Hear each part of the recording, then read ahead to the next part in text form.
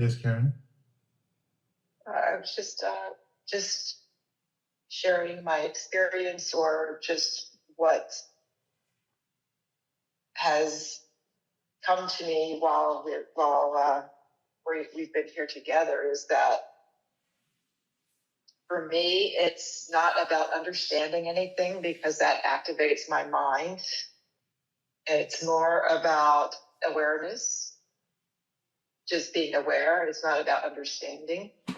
So I'm not trying to fix anything or get rid of my thoughts or my mind, because that's always going to be there. I mean, I'm not going to be there. The I and the me are always going to have to coexist. And for me now, when I'm aware that sometimes I'm very much into the mind and the thoughts and the obsession and everything. And I don't want to be seen. Me doesn't want to be seen. And I know that.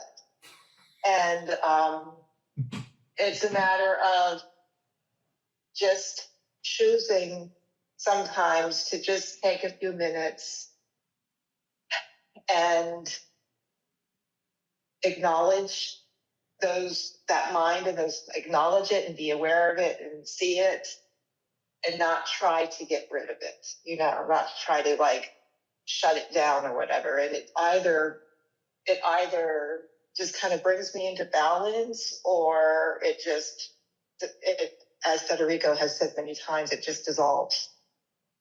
So it's not about understanding anything, because to me, if I try to understand, it activates, that frustration. Why don't I understand this with my mind, rather than let me just be aware of what's it. I don't know if that makes sense. Of course, that makes a lot of sense. Are you doubting yourself? Nope. You in the form of that mind, the unreal one, trying to steal your own awareness. That is what it is trying to do. It is co-opting intelligence. It is you in the form that, you didn't know it because it was still taking place. It's still trying to, oh, she just said something wonderful. Let me take that. Oh, the first thing is to doubt it.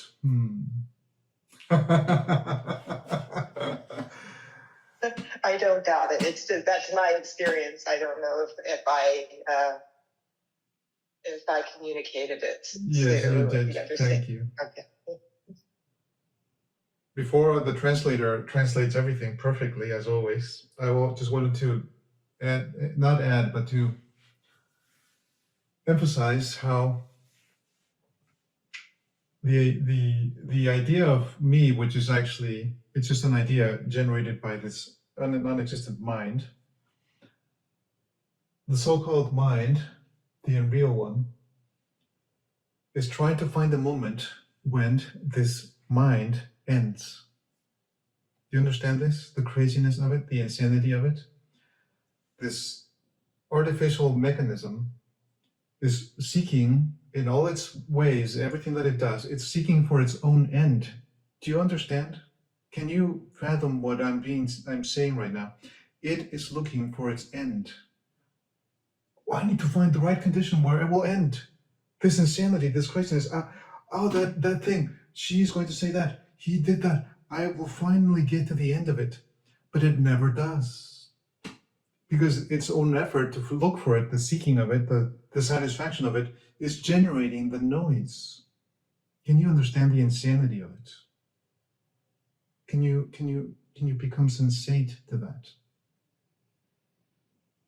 The mechanism of so-called mind is looking for its own end through activities which guarantee that the end will never come. So when you said that, it's like I'm ruminating so I don't have to find a reason to worry. Is that in essence what I'm doing? Yes. You and everyone, we're all the same. And yet, who is behind the so-called mind, the non-existent, the unreal, is the real, which is I.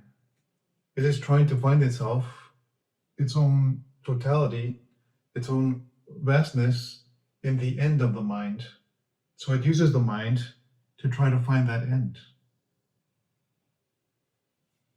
And so ultimately it will succeed.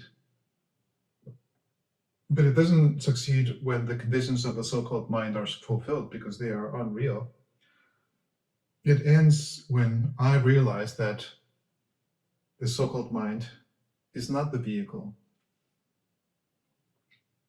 And that is the beginning. That is the new beginning.